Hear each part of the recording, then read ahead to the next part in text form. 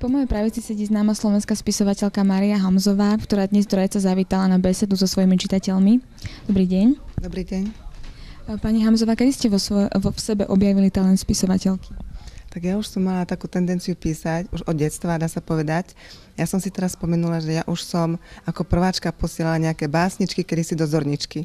A potom to zrejme tak trošku driemalo po celé tie roky, ale už takú formu toho románu alebo príbehu, to prišlo až potom neskôr po rokoch. Kto bol vašim prvým kritikom? Tak, čo sa týka prvej knihy, tak mojim kritikom boli v podstate cudzí a neznámi ľudia, pretože ja som to písala tajne. No nikto o tom nevedel, tak som nemala odvahu s tým ísť napríklad do rodiny. A v podstate pri tých ďalších knižkách už to boli rodičia a príbuzní. Ale hlavne mama, keďže je to román pre ženy, tak ona.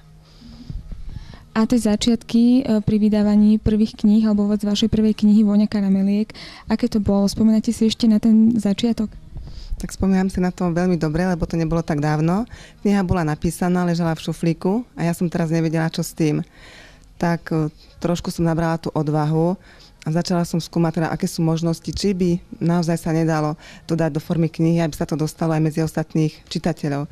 Tak v tomto mi pomohol pán doktor Jesenský, ktorý sa tiež teraz zaoberá písaním a v podstate prečítal si to, trošku mi dodal odvahy a pomohol mi, ako teda osloviť vydavateľov. Vo vašom súkromí pracujete ako lekárka. Objavujú sa témy z lekárskeho prostredia aj vo vašich knihách?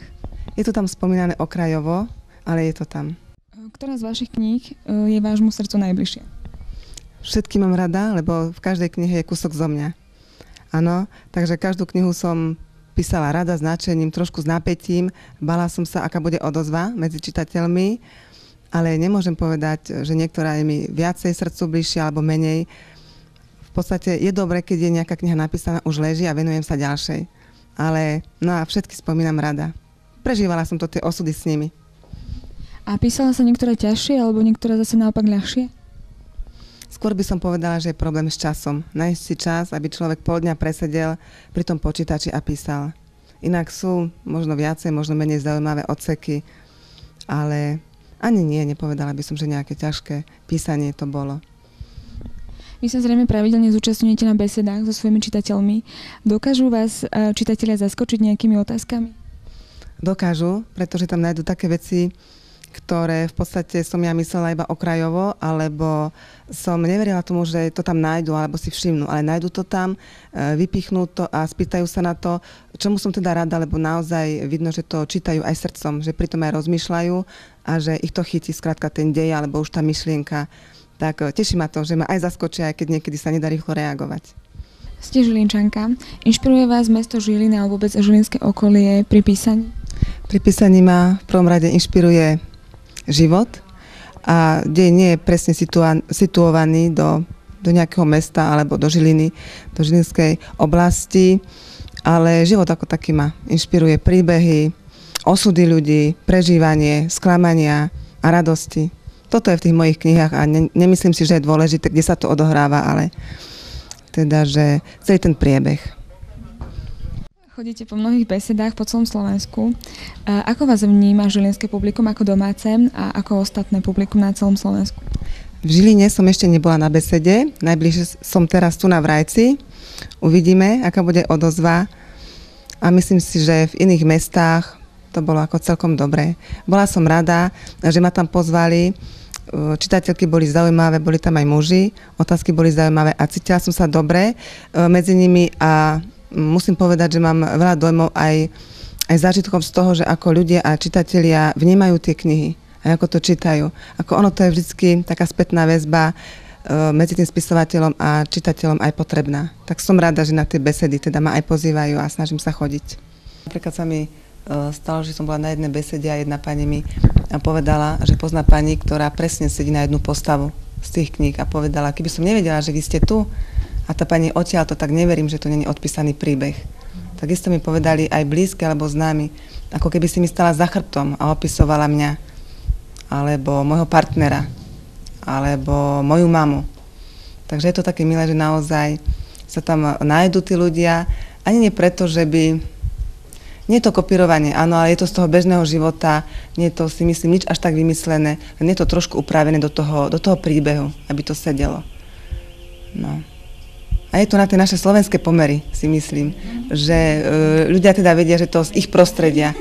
Áno, že tu není napríklad z Ameriky, alebo z Británie, alebo z Austrálie, aj keď to je určite tiež zaujímavé príbehy, ale toto sú také z toho nášho života, slovenského a bežného. Čo pripravujete pre vašich čitateľov? Niečo nové?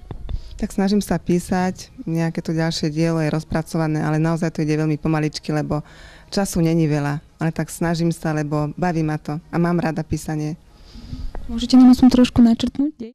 Vyhýbam sa v prvom rade dlhým opisom, dlhému opisu postav. V podstate nechávam to trošku na fantáziu toho čitateľa, aby si sa mu robil predstavu, ako vyzerá tá postava, aj keď trošku sú tam také nejaké náznaky, ale a potom takým nejakým pikantným scénám sa takisto vyhýbam. Nie je to v mojich knihách. V iných dielach je toho možno dosť, ja sa tomu vyhýbam, aby to bolo také.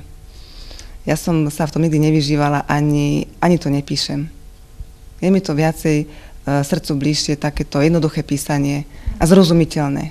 Jednoduché a zrozumiteľné. Písané väčšinou áno, už sa snažím, aby ten nadpis vyjadroval ducha toho príbehu.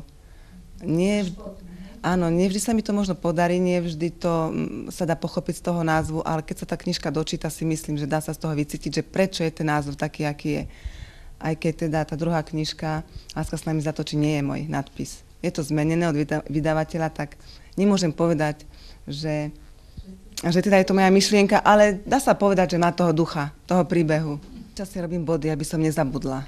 Áno, lebo niekedy myšlienky vyria, je milión za sekundu a potom sa to zabúda. Tak treba to rýchlo zachytiť.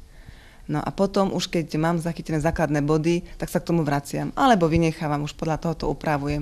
Lebo aj príbeh sa vyvíja. Je začiatok a koniec je pevný, ale ten dej v prostriedku, vyvíja sa to, menia sa postavy, niečo nové sa pridáva, takže je to vývoj a dynamika aj pri tom písaní vlastne toho príbehu.